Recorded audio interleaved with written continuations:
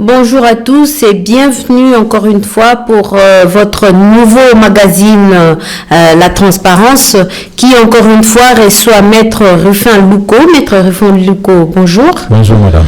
Je rappelle que vous êtes auteur des 2 ouvrages qui parlent des viols en République démocratique du Congo et au Congo-Brazzaville ainsi que dans le Kivu et en Ituri et vous préparez déjà la soutenance de votre thèse de doctorat toujours par rapport aux violences sexuelles dans les Kivu. Alors, cette fois-ci, nous allons aborder avec vous la question du rapport mapping. Je vais rappeler ici que le docteur Denis Mukwege, le jour qu'on lui a attribué le prix Nobel de la paix à Oslo, il avait recommandé qu'on puisse déterrer les recommandations du rapport mapping.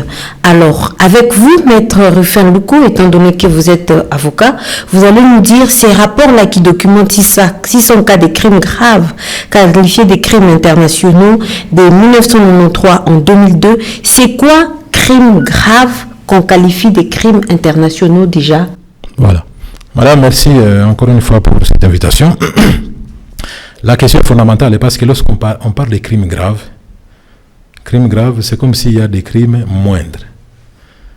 Mais lorsque la communauté nationale parle des crimes graves, c'est-à-dire que ce sont des crimes comme les autres crimes, mais de par leur caractère, ils touchent ce qu'on appelle la conscience internationale. Donc la conscience de tout le monde. Par exemple, lorsque au Rwanda, on élimine dans 2, 3, 4 jours, madame, environ 600 000 à 700 000 hommes, c'est toute la communauté internationale qui est concernée. Comment on peut décimer dans un pays autant de personnes au même moment dans un tas record et qu'il n'y a personne qui intervienne? Ça, c'est donc un crime grave.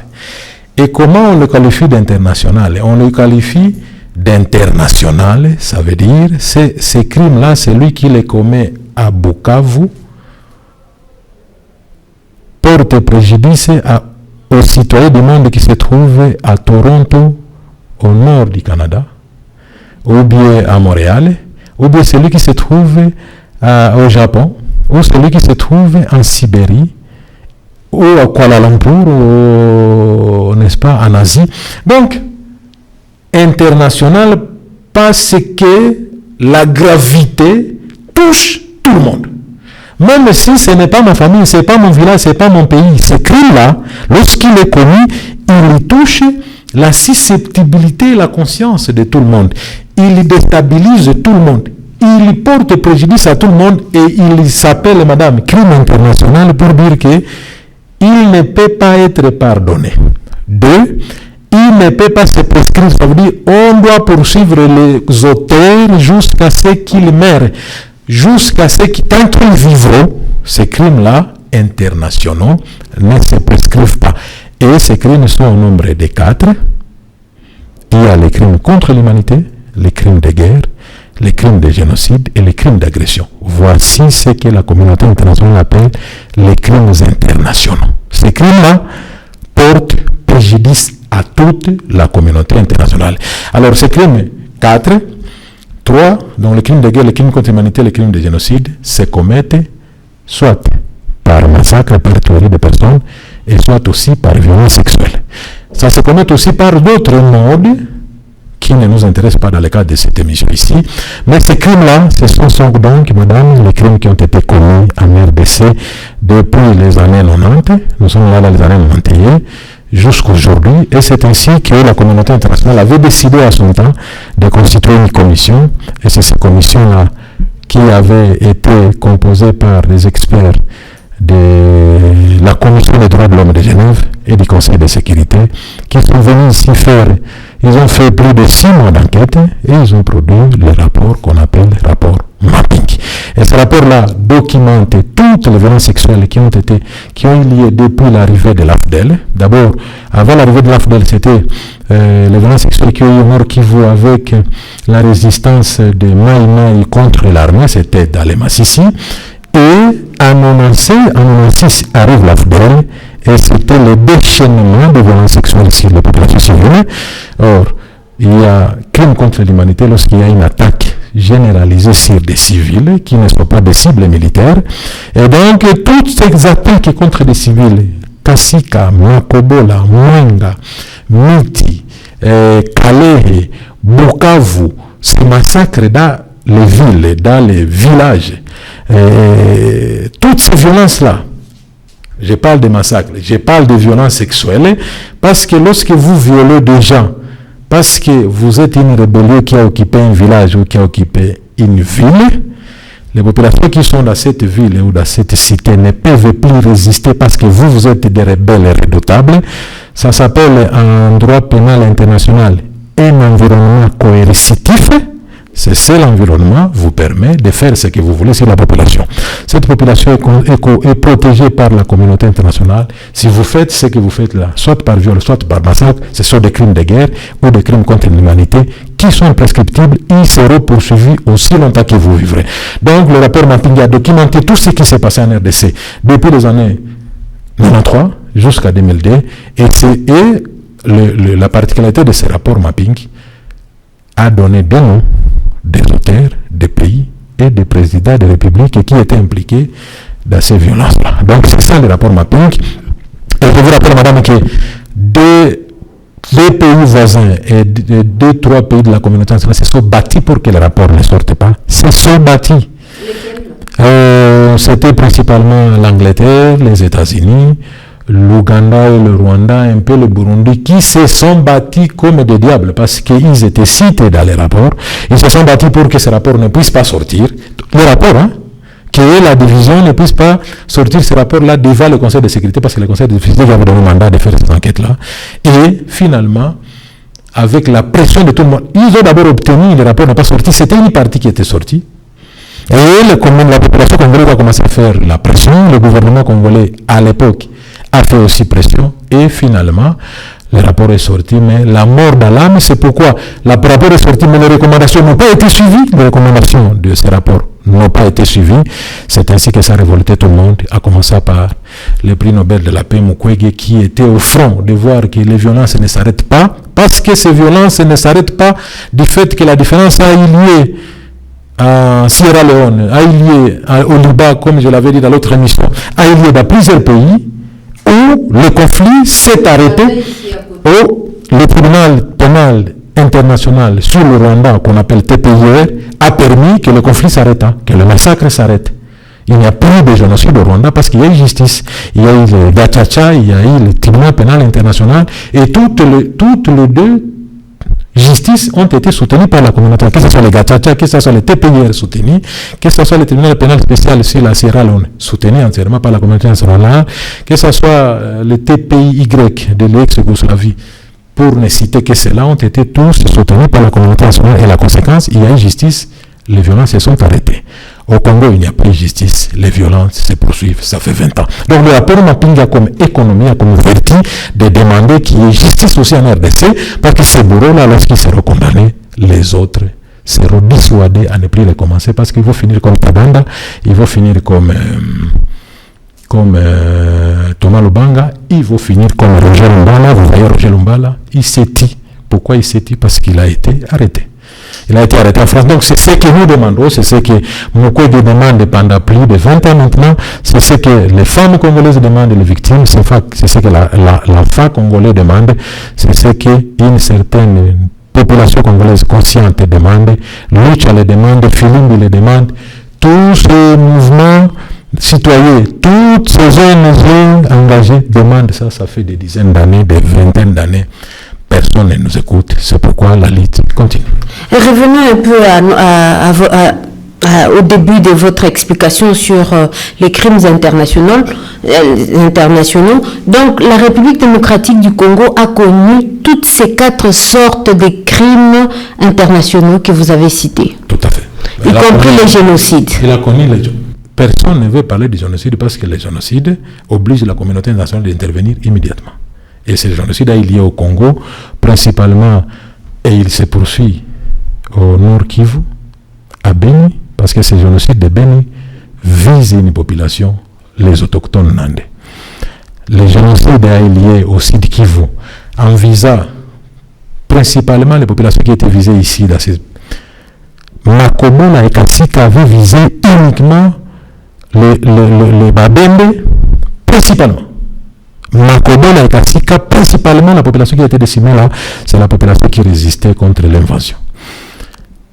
Kamituga et Mwenga, les massacres qui ont eu là ont visé le Rega. Le massacre de Kamituga et de Mwenga ont visé le Rega. Le massacre de Calais ici et partout ont visé les Chi. Parce que ce sont là aussi des populations qui résistaient contre une certaine hégémonie. Et ces populations-là ayant été visées pour leur extermination dans les coins où ils se trouvaient, soit dans un village, soit dans une cité, soit dans une agglomération, ce sont là les éléments constitutifs du génocide.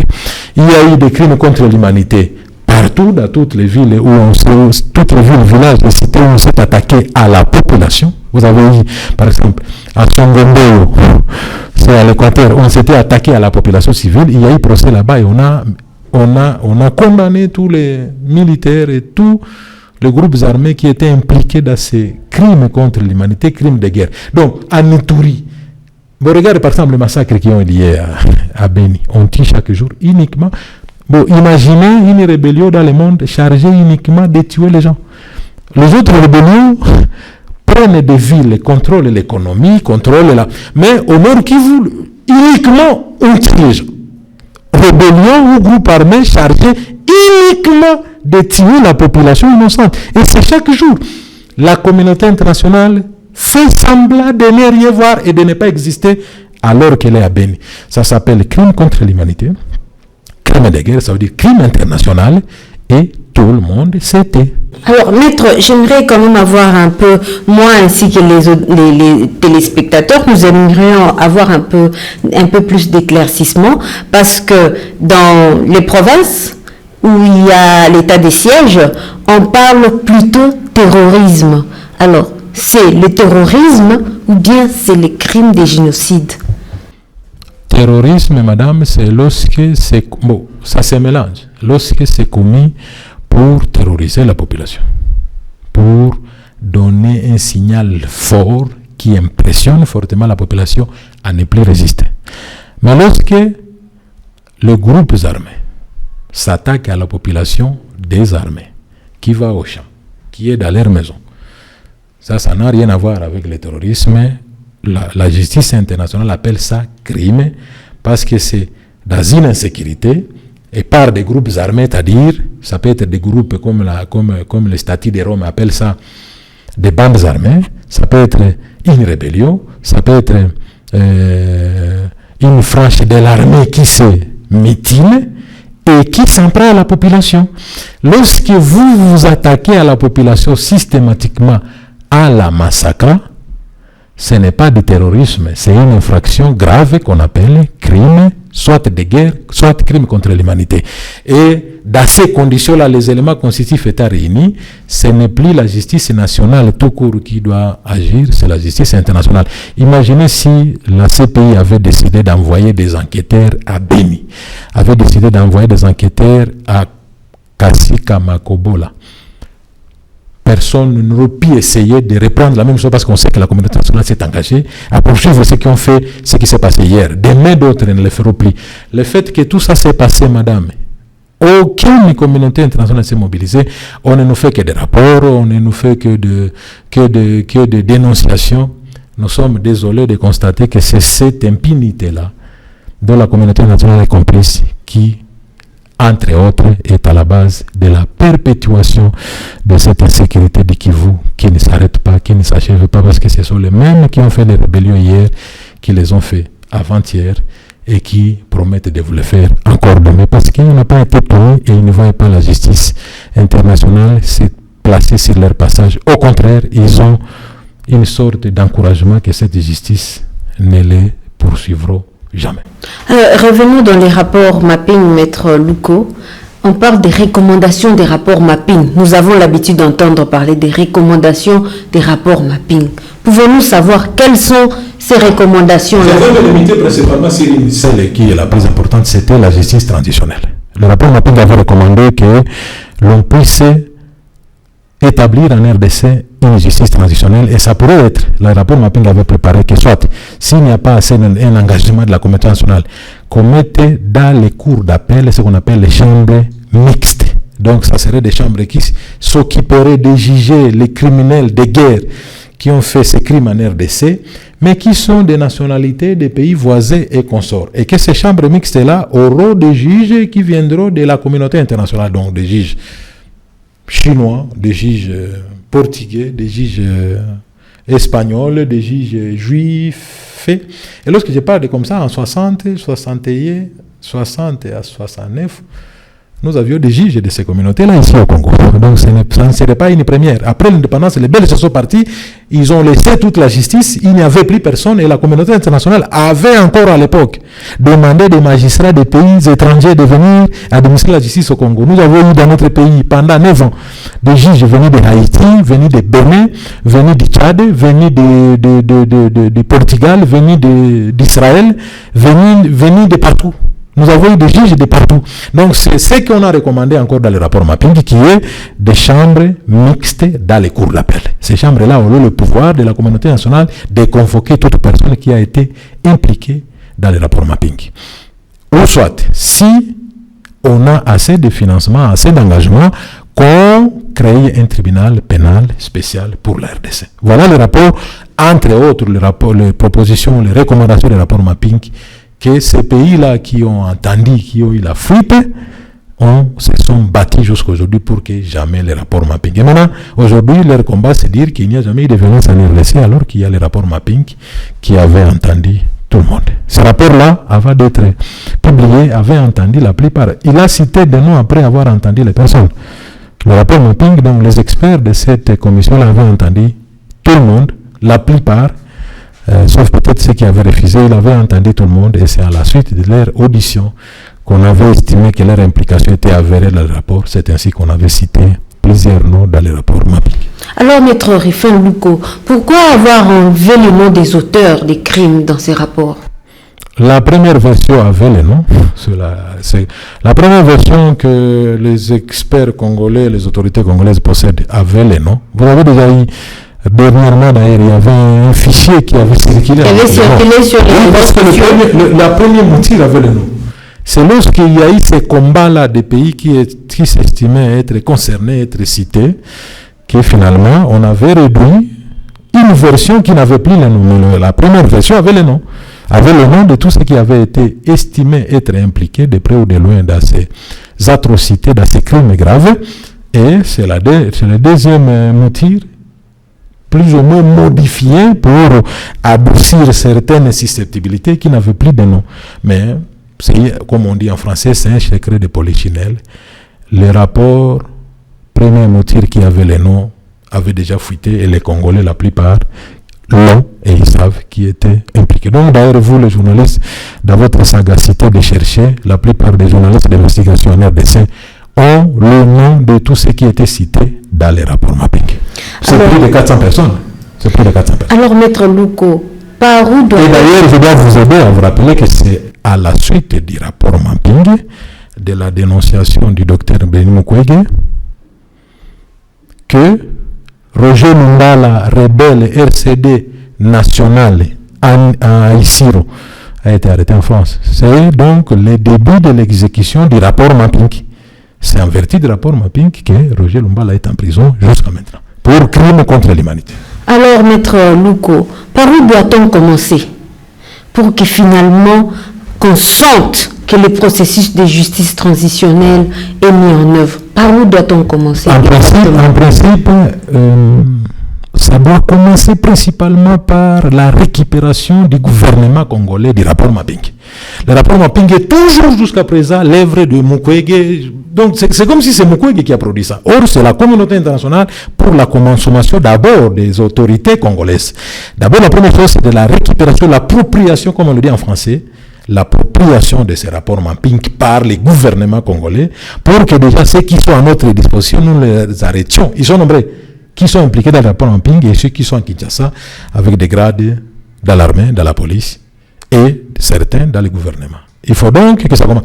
On a parlé de celui, par exemple, qui avait ordonné qu'on puisse abattre l'avion. Il était même ministre de la Justice. Il est dans le rapport Mapping. Il était cité. Il est arrivé jusqu'à ces grades-là. Vous voyez ce que ça fait? Si des bourreaux arrivent même à être hissés au niveau des ministres de la Justice, tu vois ce que ça fait? Donc, c'est lui qui contrôle maintenant la justice. La justice va fonctionner comment? Lorsque le bourreau arrive à devenir le ministre de la Justice. Donc, il faut que d'abord le gouvernement congolais s'approprie du rapport Mapping. Et ça, c'est la plus grande faiblesse des hommes autorités de Kinshasa, de considérer que les violences sexuelles du Kivu sont des violences sexuelles des populations malawites, de populations de très loin là-bas, en Somalie ou en Éthiopie. Nous considérons l'Est du pays comme étant une partie qui ne nous appartient pas. Chaque fois qu'il s'agit de coltan, ça nous appartient. Mais lorsqu'il s'agit de violences sexuelles, non, ce ne sont pas nos populations. Nous nous engageons le moins. Donc ce combat là-bas d'abord doit commencer par l'appropriation du rapport Mapping par, n'est-ce pas, le gouvernement congolais et que l'on se batte dans les plus brefs délais pour obtenir, n'est-ce pas, pour ces justices transitionnelles qu'on obtienne, soit les chambres spécialisées, parce que je me rappelle en 2009, il y a un projet de loi pour créer ces chambres spécialisées là. Les rebelles qui étaient dans les institutions se sont opposés comme des diables contre ces projets de loi et ils les ont bloqués au Sénat. Nous sommes là en 2009. Vous voyez? Donc, l'infiltration est telle à ce niveau-là que chaque fois qu'il y a des projets comme ça, ce sont eux qui s'y opposent. Et souvent, ils ont des causes. Donc, le combat, vous m'avez demandé, nous devons commencer où? Appropriation. Et puis, que le gouvernement congolais commence, elle aussi, à réclamer, ou lui aussi, à réclamer, n'est-ce pas, que le tribunal pénal spécial puisse être établi en RDC et qu'à défaut, les chambres puissent être. Et ça sera ça, la première recommandation du rapport Mapping à ce qui concerne la justice transitionnelle. Mais comme le gouvernement congolais ne s'en est pas encore approprié, que devrait-on faire? Bon, mais nous continuons à mobiliser, parce que c'est la population. Vous voyez, le gouvernement ne fait rien. Où est le Parlement? Les députés qui sont venus de Bukavu, d'Ouvira, de Calais, pour ne citer que cette circonscription ici. Que font-ils? Je me rappelle même, et là je lance la figure à tous les députés du Sud Kivu, tous les députés. Lorsque la question des Mouniambo s'est posée, aucun député du Sud Kivu n'a levé la parole, sauf les vieux Kilosho. Uniquement Kilosho parle. Les autres, et un peu Bitakwira, qui n'est pas député actuellement. Tous les députés ont pris leur quai, ont mis dans les pattes et ils ont disparu. Si cette question qui les concernait, il fallait que ce soit un député du Nord Kivu, ça veut dire Mwanzangi. Mais les députés du Sud Kivu vont disparaître. Maintenant que le gouvernement ne fait rien à ce qui concerne les violences sexuelles, où sont les députés? Où sont les députés de cette grande province? Où sont-ils? On lance la figure. Je ne vais pas beaucoup parler parce que je suis quinois, je suis avec eux dans la brousse de Kinshasa, dans la jungle de Kinshasa. Nous ne voyons pas beaucoup faire en ce qui concerne les intérêts de leur population. Nous les lançons la figure. C'est assez quand même que ces violences ont fait 20 ans et il n'y a toujours pas de justice transitionnelle. Lorsqu'on parle de justice transitionnelle, c'est pour que les victimes obtiennent réparation. Les victimes connaissent ceux qui les ont violés, ceux qui ont détruit leur vie et de voir ceci être traduit devant les juges. C'est ça la justice transitionnelle. Et obtenir ne fût qu'une petite réparation qui peut être morale, pécuniaire, matérielle, c'est selon, mais la première justice c'est pour les victimes, c'est de voir leur bourreau être traduit devant les juges. C'est la première consolation. Nous avançons vers la fin de notre émission. Maître Louko, que pensez-vous, que répondez-vous à ceux qui disent que la justice transitionnelle, ça peut coûter cher à la République démocratique du Congo? Oui, la justice coûte cher lorsqu'il s'agit de réparer pour les victimes. Parce que les viols sur une femme qui détruit sa famille, son couple et ses enfants, il n'y a pas d'argent qui peut payer ça. Il n'y a pas d'argent, madame. Même si vous lui donnez 200 000 euros ou 500 000, Ça répare quoi? Parce que le monde raisonne plus en termes, c'est comme pour le Covid. On redonne plus moyens financiers au lieu de raisonner la valeur de la vie des gens. Nous devenons comme des marchandises, nous devenons comme des animaux, donc on nous prend au même pied d'égalité que du bétail. Donc, on parle de ça coûte trop cher. Madame, qu'est-ce qui coûte très cher entre faire justice pendant 2 ans, le TPIR a fait environ 4 ans, et mettre fin à la guerre qui fait 20 ans, des massacres, des dépenses, des pillages, des destructions. Qu'est-ce qui coûte très cher? C'est le choix est clair, c'est les 2 ans ou 3 ans de justice, parce que la justice est mal faite. Mais lorsqu'on parle très cher, c'est-à-dire on voit, c'est pas cette justice, nous ne demandons pas cette justice-là qui, elle seule, coûte des milliards. C'est comme la MONUSCO en RDC coûte des milliards chaque année, alors que le résultat est plus ou moins 0.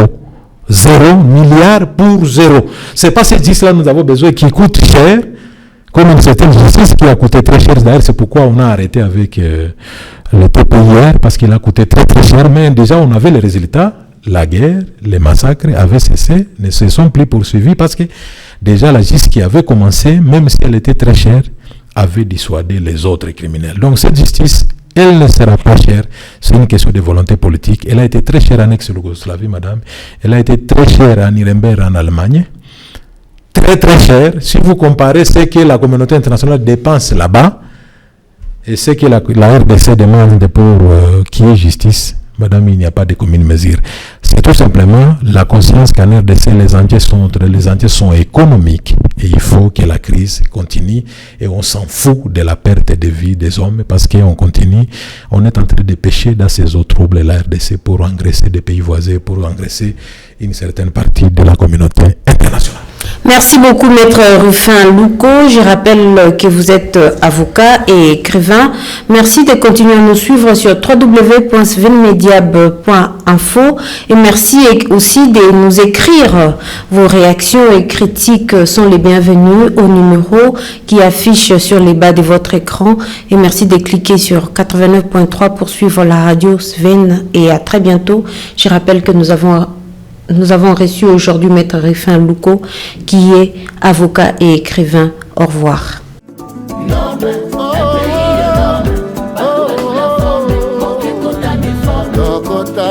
Oh,